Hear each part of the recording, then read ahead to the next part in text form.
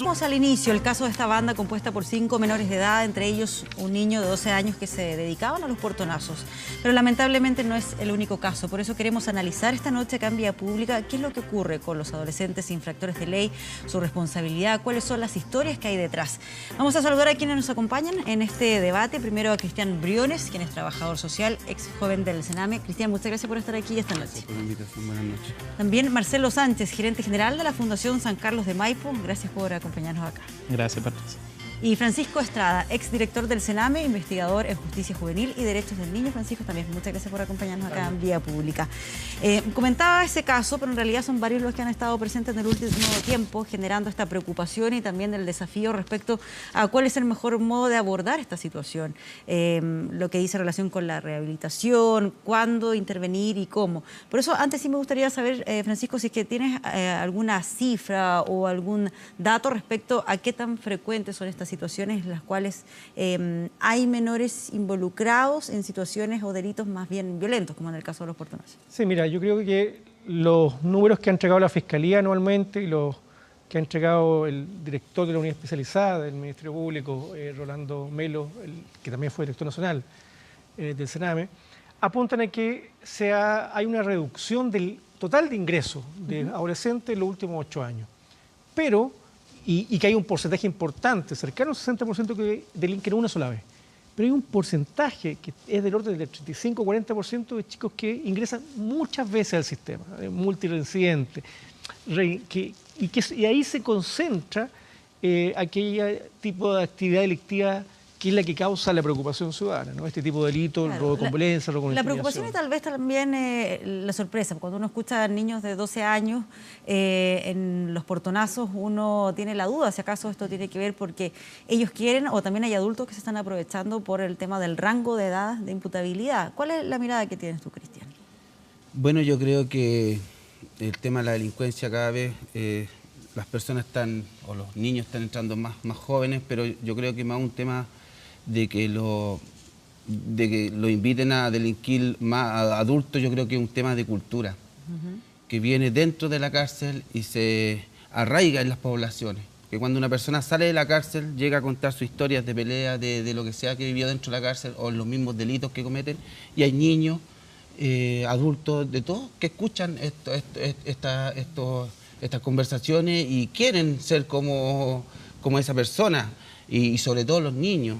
Como que hay una suerte de admiración. O de ver incluso como algo entretenido o de aventura una situación como esta. Claro, porque la cultura que está dentro de la cárcel, cuando egresan las personas, se van con toda esa cultura a las poblaciones y ellas la adquieren también, y están las drogas. Está la gente misma que compra las especies que se roban porque no tienen lucas para comprar un plasma que vale 500 lucas y llega y se lo venden en 200 lucas. Entonces todo se forma una cultura dentro de las poblaciones y lo que los niños cada vez son niños con menos edad es por lo mismo. Es por lo mismo porque, bueno, hay esta suerte en las poblaciones de vivir con esta violencia, con esta droga, que es normal. Y dentro de las cárceles también se arraiga uno, se culturiza con el tema de la delincuencia. Y así el ser humano. Sí, es importante ese diagnóstico, esa descripción que hace Cristian respecto a qué es lo que pasa también con esa historia detrás de estos niños. No tanto por justificar, sino más bien porque es lo que permite realizar un buen análisis respecto a cómo hay que abordar estas historias. Muchos de ellos, lo veíamos, se jactan también de este tipo de situaciones en las redes sociales, en Facebook. ¿Cuál es la experiencia que tienen ustedes en la Fundación? Mira, Patricia, nosotros el año 2015 impulsamos un estudio de exclusión de las personas privadas de libertad junto con Paz Ciudadana. Y algo que detectamos tiene mucho sentido lo que plantea Cristian. Acá hay condiciones de exclusión social que son tremendamente profundas. Cerca del 50% de los internos, nosotros entrevistamos más de 2.000 internos en esta pega, cerca del 50% había pasado por centros de protección y de internación de Sename. Y eso no es que Sename sea el causante de las trayectorias delictivas, sino que fundamentalmente tú te encontrabas ahí que el 90% había desertado del colegio, que el 60% había pertenecido a pandillas, que el 60% estaba en un barrio donde había droga, que se había iniciado a los 13 años en el delito. Y después nosotros también con la Católica impulsamos un estudio que era sobre trayectorias delictivas de chicos que habían participado en Sename. Y uno de los puntos novedosos que aparece ahí es que en el 30% de los delitos la causa exclusiva, la causa principal, era el consumo de drogas. Y en el 50% estaba presente. Y cuando los niños iniciaban sus trayectorias delictivas bajo el consumo de drogas, empezaban 2 años antes, empezaban a los 11 años. Entonces, cuando se habla de inimputabilidad, y muchas veces uno tiende a decir, no, hay que bajar la edad de imputación legal, porque, ojo, ¿qué es lo que estamos haciendo nosotros como sociedad con aquellos niños que hoy día no reciben una atención en salud mental, con aquellos niños que hoy día no tienen un entorno, un modelo protector, no tienen una forma de relacionarse tampoco con las instituciones que finalmente los reciban, los incluyan, como puede ser un colegio, etcétera? Entonces, ojo con lo que estamos planteando cuando hablamos de la imputación legal y no nos damos cuenta de las causas realmente que provocan el inicio de las trayectorias delictivas, que están en la base de la sociedad, que están en la exclusión social y sobre la cual prácticamente estamos haciendo nada. Sí. ¿Cómo abordar esto, Francisco? Una de las ideas que se propone muchas veces es que hay que bajar la edad de imputabilidad, aumentar las sanciones. ¿Cuál es el camino a seguir? El componente que plantea Marcelo de una reforma estructural, institucional, que dé respuesta a algunos de los factores que la literatura en todas partes marca, me parece a mí que es relevante. Y además lo hemos dicho mucho, política de salud mental infantil. Seguimos sin política de salud mental infantil. Entonces eso, claro, no hay cama hoy día. Yo estaba hace 2 o 3 semanas atrás, una jueza de familia me contaba que, ¿qué hago? Porque quiero internar a un chiquitito que tiene tantos problemas en droga, pero fíjate tú, de 14 años en adelante, bajo el sistema penal juvenil, tenemos un circuito armado que funciona más o menos bien, con algunos problemas, pero tiene algunos logros también. Pero bajo 14 años no tenemos una oferta robusta que permita desintoxicación, que permita un trabajo ambulatorio, que permita un trabajo comunitario con aquellos niños y con las familias y su entorno que los rodea. El tema de desescolarización. El Ministerio de Educación tiene una grave deuda, una gran deuda en materia de todo lo que es deserción escolar. Lo que hemos llamado muchas veces los niños que no marchan, ¿no? Se van quedando rezagados y el Mineduc tiene unos programas, pero la cosa más rasca que puedes imaginar. Tiene unos programas que empiezan en abril, les pagan en septiembre, el año pasado le pagaron en septiembre a los educadores, ¿no? Y que los preparan para dar exámenes libres.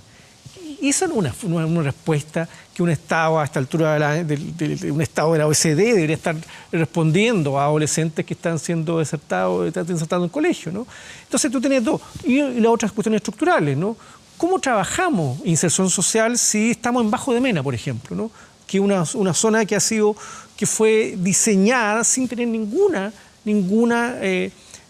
consideración con inserción, con salud, con escuela, con recreación. Ahora que ya llegó un desastre tremendo, hay un equipo gubernamental que está trabajando ahí. Pero eso lo sabíamos todo, es un trabajo que sabemos además de los 80, cómo fue todo el desarraigo de sectores populares hacia la Pintana. Entonces sabíamos eso. Es muy raro que un Estado que tiene esa información no construya entonces poblaciones que tengan este tipo de dispositivos estructurales, que den respuesta a la familia. Y el otro cuarto componente tiene que ver con acogida a la familia. Las familias requieren ser fortalecidas, ¿no? La mamá te dice, mira, no sé cómo llega muy tarde la noche, no sé cómo. Pero claro, es porque la familia tradicional, la familia histórica, la disciplina era un par de charchazos, o la correa, la letra con sangre entra. Una vez que culturalmente se le ha desprovisto a los padres la violencia física, tú tienes que entregarle otra herramienta, otro tipo de mecanismo de seducción, de control, que en el mundo ABC1 tiene otra lógica, pero en el mundo popular hay que apoyar mucho más a las familias populares para que logren efectivamente entregarle a su hijo herramientas que les permita salir adelante. Sí, me gustaría saber la opinión de Cristian sobre este diagnóstico que hace Francisco. Puntualmente, considerando tu propia experiencia, tú viviste también una historia vinculada al tema de la infracción de ley conociste también la realidad al interior del Senami y ahora tienes otra historia, pudiste vivir un cambio importante y relevante, probablemente casos de excepción dentro de lo que ocurre habitualmente con niños o adolescentes infractores de ley. ¿Qué opinión te merece cuando se hace esa descripción? ¿Cuál crees tú que es el camino a seguir? Bueno, en primer lugar yo pienso que los niños son víctimas y los delincuentes son víctimas de un sistema que se viene arrastrando desde hace mucho tiempo, que la sociedad, el Estado y todos somos culpables. El no dar la oportunidad a las personas que tienen antecedentes para trabajar es una cosa estúpida, tonta, que lo único que consiguió es arraigar y que la delincuencia siga creciendo. Esos mismos que no podían entrar a trabajar siguieron delinquiendo y esos mismos culturizaron a todos los que vienen más allá. Por eso yo digo que de verdad que los delincuentes son víctimas de un sistema que no se les da la oportunidad. La familia no tiene la herramienta, no tiene la educación. O sea, yo soy el primer profesional de mi familia. Mi abuelito era un alcohólico sin estudio, mis tíos aspiraban neoplen. O sea, yo crecí en ese contexto. ¿Qué me tocaba vivir a mí si mi familia, mis referentes eran así? Y la historia de todos los otros niños que están y los adultos que están tienen esa misma historia. O sea, yo me recuerdo las conversaciones que tuve dentro de la cárcel. Yo estoy 10 años en la cárcel. Y las conversaciones, oye, yo me crié con mi abuelita, me crié solamente con mi mamá, no, me crié un tío, y todo era lo mismo. O sea, de verdad que si no tomamos conciencia de eso, la delincuencia cada vez va a ser más violenta y nos preocupamos de encerrarlos con rejas, con cámaras y con tanta cosa que de verdad que lo único que provoca es más violencia. Por ejemplo, el portonazo. El portonazo es... yo cuando andaba delinquiendo quebraba el vidrio del auto con una bujía sin que hubiera nadie. O sea, lo ideal es que no hubiera nadie. Crearon el chip de seguridad con la llave, que si no está la llave no parte el auto. Lo único que provocó es violencia. ¿Por qué? Porque ahora te quitan la llave y te quitan el auto. Y lo mismo va a provocar con las casas, con tanta reja y todas esas cosas. Entonces, de verdad que a mí me dieron una oportunidad, estaba culturizado con el tema de la delincuencia, pero salí adelante. De a poco me fui dando cuenta que sí podía, de que me la podía, y entonces muchos deben vivir lo mismo. ¿Y qué es lo que provoca ese cambio en ti? Bueno, lo que provoca, vine a cambiar a los 30 años porque también estaba enfermo en lo que es la droga, porque la droga a nivel mundial es una enfermedad, que aquí en Chile todavía no se asume de esa forma, ni Carabineros se asume de esa forma. Entonces lo que yo provocó en mí para poder cambiar, bueno, primero que nada a mi hija y también de no sufrir más. Si tú le preguntáis a todos los presos, ¿queréis que tu hijo sea delincuente? De verdad que todos te van a decir que no. Pero inconscientemente dicen que no, pero sí siguen delinquiendo, los niños los ven llevando con robo y todo eso. Pero, o sea, predican, pero no practican. Pues, o sea, si tú querés que tu hijo no sea delincuente, tenés que cambiar. Pero también faltan herramientas y falta todo eso, sobre todo cambiar el contexto de las cárceles, que las cárceles es un lugar donde uno de verdad que es bien repetido, pero se potencia como delincuente, no te sirve como para poder salir adelante. Y yo he visto...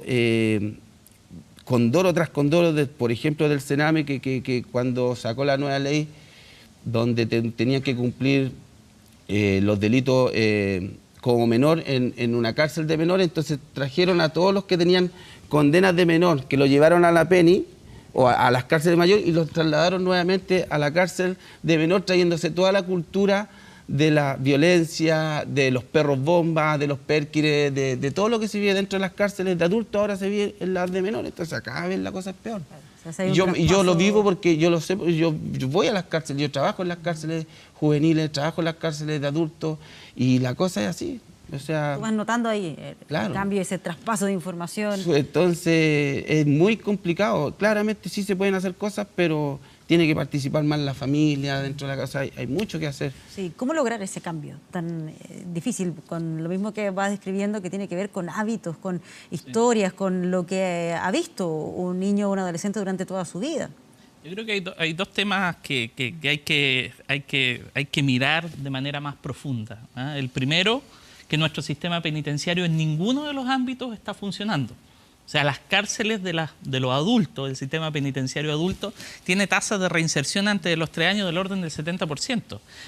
Disculpa, si le pagan a los dueños de las cárceles por preso, claramente no van a querer rehabilitar a nadie. En el caso de justicia juvenil estamos hablando de que también la reincidencia, por datos de Sename, a 2 años es del orden del 50%. Entonces, a ver, ¿estamos realmente teniendo un sistema que rehabilite, más aún con la gravedad que significa el sistema penal juvenil, digamos, que no es un sistema menor que el sistema penal adulto, tiene una finalidad distinta, que es la rehabilitación?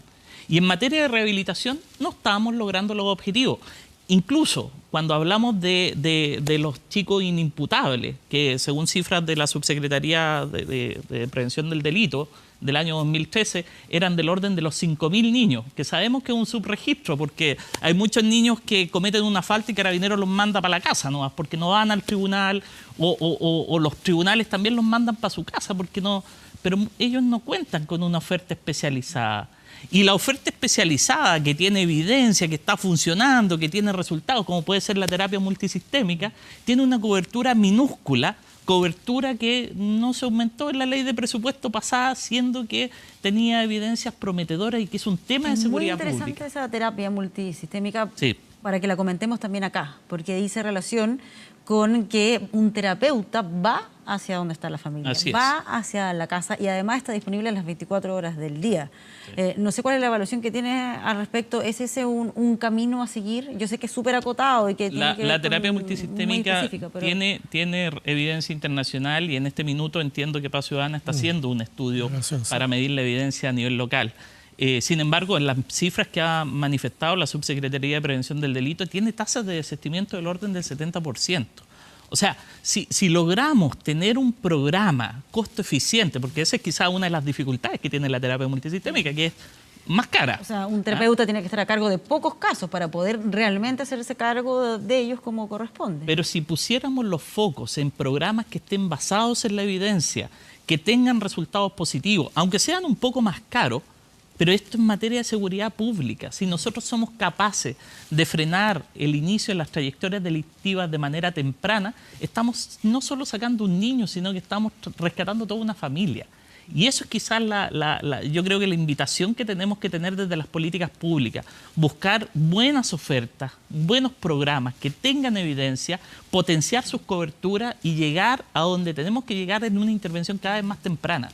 Sí, ¿cuál es la evaluación que hacen ustedes sobre ese programa? Que básicamente lo que hace es que un terapeuta va hacia donde está la familia, donde está también ese infractor de ley, y se va trabajando con ellos ahí mismo, en el lugar. No es que se les cite a determinada hora, que implique también recursos para esa familia, y además está disponible las 24 horas del día cuando tienen algún tipo de problema.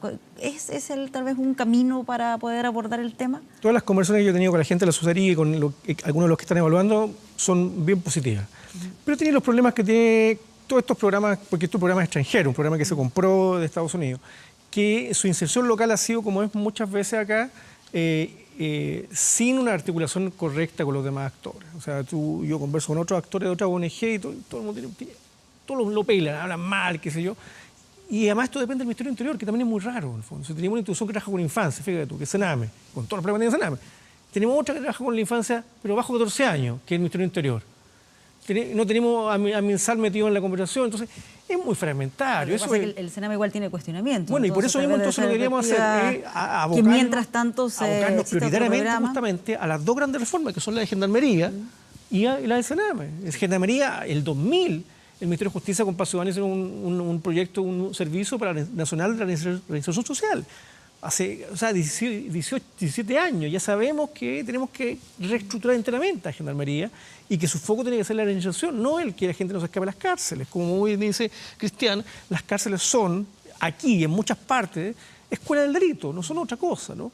Y Sename, ¿qué más vamos a decir que la reforma de Sename es prioritaria? Pero fíjate tú que ha salido en prensa esta semana, porque salió la semana pasada, en enero, el último oficio que mandó el ministro de la Secretaría General de la Presidencia al Congreso fue que ya viene la reforma de edición del Sename. No le pedí a la comisión investigadora una fecha, dijo, mira, no puedo darle una fecha.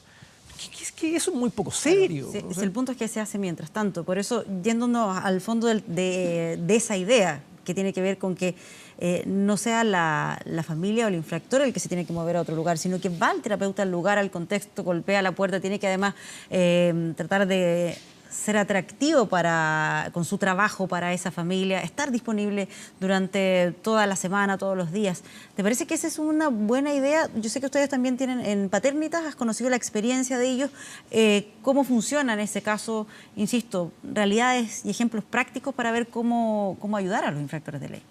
Bueno, yo creo que es una buena idea, no la conozco muy bien, pero sí de que hagan participar en el proceso de la familia, creo que es muy importante. Incluso debería participar mucho más la familia cuando el joven está en la cárcel, ahí entregarle herramientas, desde ahí empezar a potenciar la inserción y que exista la posibilidad real de ese joven cuando salga, que pueda estudiar, que pueda trabajar si es que está en la edad, porque no existe la posibilidad real. Entonces eso afecta mucho todo el trabajo que hace la gente del Sename, que de repente trabaja muy bien, otros no, pero los que hacen bien su pega, eso los limitan, les tira para abajo el trabajo. Nosotros como Fundación Paternitas tenemos casi un 70% de inserción sociolaboral y yo creo que el éxito de esto es porque sí se trabaja con la familia, sí se hacen cosas con la familia y se entrega la herramienta real de un puesto de trabajo que cuesta mucho, encontrar puestos de trabajo, y creo que ahí la sociedad también y los empresarios sobre todo están muy equivocados, porque si supieran que la delincuencia es una cultura. Yo como delincuente o como exdelincuente, si yo me pusiera a delinquir, yo era choro dentro de la cárcel. O sea, yo tengo más de 20 puñaladas, tengo el cuerpo 30% quemado porque adentro yo peleaba puñaladas. Si yo fuera a delinquir ahora, no sería el respetado ni el choro que como fui antes, porque iban a decir, oye, si vos trabajaste. Entonces una persona que sale de la cárcel y quiere trabajar es porque realmente quiere dejar eso, porque sabe que el delincuente lo va a rechazar después si es que llega a caer. Entonces, yo he trabajado y le he puesto todo el empeño porque no quiero volver a delinquir, porque tampoco me van a rechazar también los mismos delincuentes. Entonces la sociedad, cuando una persona sale de la cárcel porque sí y quiere buscar trabajo, es porque sí realmente quiere cambiar, porque sí quiere dejar atrás. En el caso de Paternitas, ¿cómo funciona? Entiendo que los chicos van hacia la fundación. Hay varios programas de paternidad que se trabaja dentro de la cárcel, capacitando con talleres. Se trabaja también estando dentro de la cárcel a capacitarse en la Fundación Paternitas y después vuelven durante unos 2-3 meses y después que consiguen la libertad está el puesto de trabajo ahí, o sea, el puesto ya está de antes, unas 2 semanas antes cuando él egresa.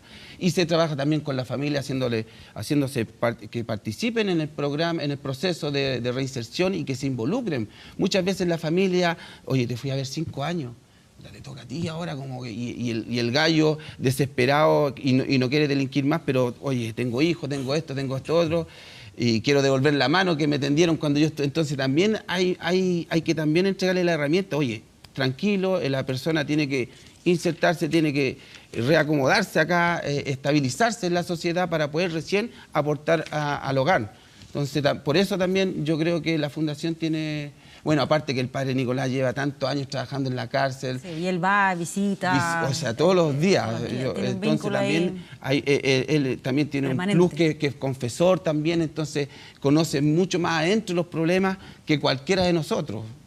Entonces también... Sí, ya para ir cerrando también, de acuerdo a la misma experiencia que tiene la Fundación San Carlos de Maipo, mencionaba ahí Francisco los cambios legales, la estructura que hay que modificar en cuanto al sistema. ¿Cuál creen ustedes como fundación que debería ser el cambio más urgente que se debiera aplicar para realmente que tenga una consecuencia en lo que pasa con las nuevas generaciones y que están ya vinculados a temas de infracción de ley?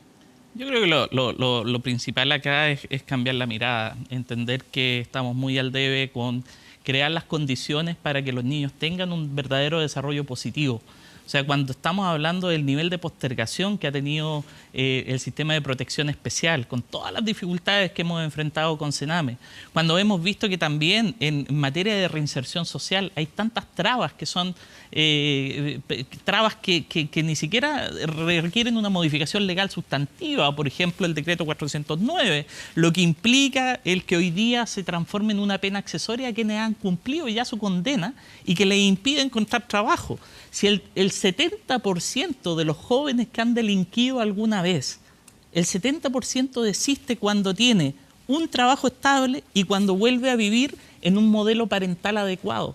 Es decir, si nos enfocamos en esas dos variables, explicamos el 70% del desistimiento delictivo. Familias que estén funcionando mejor, que estén siendo apoyadas para restituir un modelo positivo de relación entre sus miembros, y trabajo. Y para trabajar hay que activar las redes públicas, que hoy día no son redes que estén ordenadas en materia de reinserción adecuadamente. Entonces, yo siento que es cierto, hay cambios legislativos que son importantes, pero hoy día también hay materia de gestión, hay materia de liderazgo, hay materia de poder enfrentar las reformas estructurales que hoy día se están planteando, que requieren visión política y requieren capacidad para conducir esos procesos. Sí, es un tema que da para mucho, pero lamentablemente solamente tenemos media hora para conversarlo acá en Vía Pública, así es que les agradezco por haber venido y ojalá que muchas de estas ideas o lo que hemos comentado se replique después posteriormente y hayan cambios. Muchas gracias. Gracias a ti. Hacemos una pausa y ya regresamos con lo que queda ahí de Vía Pública.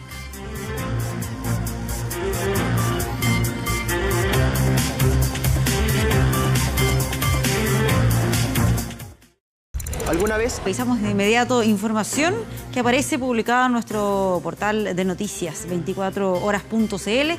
Ya lo estamos viendo ahí, las oficinas de OAS en Chile fueron allanadas, esto por la investigación sobre campañas políticas, financiamiento irregular. Es un procedimiento que fue solicitado por la fiscal Jimena Chong, autorizado también por el juez Ponciano Salles.